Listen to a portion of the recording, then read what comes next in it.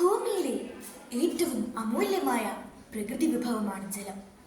ജലം നമുക്ക് മാത്രമല്ല, പ്രകൃതിയിലെ എല്ലാ ജീവജാലങ്ങളുടെയും നിലനിൽപ്പിന് അത്യന്താപേക്ഷിതമാണ്.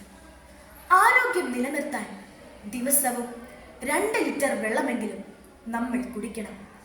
നമ്മുടെ ശരീരത്തിലെ അവയവങ്ങളുടെ സുഗമമായ പ്രവർത്തനത്തിന് ജലം അത്യാവശ്യമാണ്.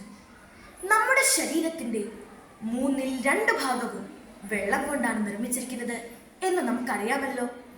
അതുകൊണ്ട് തന്നെ നാം അത്യാവശ്യത്തിന് ജലം കുടിച്ചില്ലെങ്കിൽ നിർജ്ജലീകരണത്തിന് കാരണമാകും. വിദ്യാർത്ഥികളായ നമുക്ക് നിശ്ചിത സമയക്രമത്തിൽ വെള്ളം കുടിക്കാൻ പ്രോത്സാഹിപ്പിക്കുന്ന ലളിതവും ആകർഷകവുമായ ഒരു പരിഹാര മാർഗവുമായാണ് ഞങ്ങൾ വന്നിരിക്കുന്നത്. Drink and write. നമുക്കെല്ലാവർക്കും മില്ലിലിറ്റർ രേഖപ്പെടുത്തിയ ഒരു കുപ്പി സ്വന്തമായി കരുതി അതിൽ വെള്ളവുമായി നമ്മൾ നമ്മുടെ ക്ലാസ് മുറികളിൽ എത്തുന്നു. 1 ലിറ്റർ വെള്ളം നമ്മുടെ ക്ലാസ് സമയത്ത് നമുക്ക് കുടിക്കാൻ ശ്രമിക്കാം. നമ്മുടെ സ്കൂളുകളിൽ 8 പീരീഡാണല്ലോ ഉള്ളത്. പിന്നെ ഫസ്റ്റ് ബെല്ലും നോൺ ബെല്ലും കൂടി 10 ബെൽ നമ്മൾ മനസ്സിൽ കരുതുന്നു. 1000 മില്ലിലിറ്റർ വെള്ളത്തെ 10 കൊണ്ട് ഹരിച്ചാൽ 100 മില്ലിലിറ്റർ എന്നാണല്ലോ കിട്ടുക. 100 മില്ലിലിറ്റർ വെള്ളം ഓരോ തവണയും ബെല്ലടിക്കുമ്പോൾ നമുക്ക് കുടിച്ചാലോ?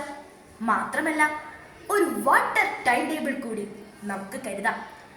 10 കോളമായി തിരിച്ച നമ്മുടെ വീക്ക്ലി ടൈം ടേബിളിൽ നമ്മൾ കുടിച്ച വെള്ളത്തിൻ്റെ അളവ് കൃത്യമായി രേഖപ്പെടുത്തുന്നു.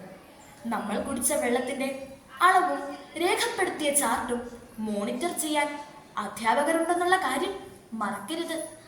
വീക്കെൻഡുകളിൽ സ്കൂൾ തലത്തിൽ കൃത്യമായി വെള്ളം കുടിച്ചവർക്ക് ഒരു സമ്മാനം നൽകുകയും ചെയ്താലോ? ഞങ്ങളുടെ ഡ്രിങ്ക് ആൻഡ് റൈറ്റ് പ്രോഗ്രാം നിങ്ങൾക്ക് ഇഷ്ടപ്പെട്ടോ?